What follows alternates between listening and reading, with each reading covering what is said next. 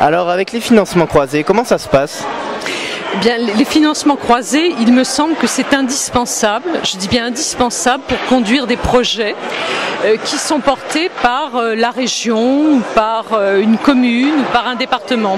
Par exemple, lorsque une commune a décidé de construire un équipement culturel, je vais dire par exemple une salle pour les musiques actuelles, eh bien, soit elle met l'argent toute seule, et dans ce cas-là, la décision va être lente à venir, la décision va être compliquée à prendre parce que le financement sera important.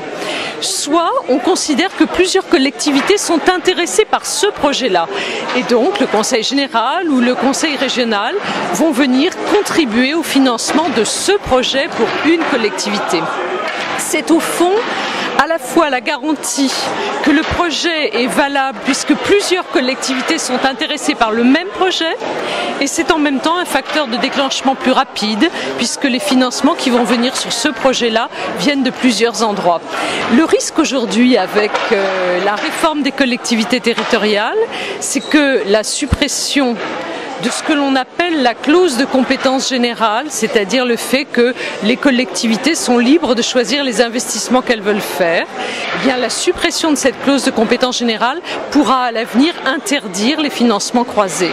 Autrement dit, si la compétence de la culture appartient aux villes, eh bien la région ne pourrait plus venir sur le financement d'un équipement culturel d'une ville. Ou à l'inverse, si la question des transports appartient à la ville, eh bien le Conseil général pourrait ne plus venir sur cela. Donc c'est au fond une question extrêmement importante parce que c'est le moteur des financements des projets locaux.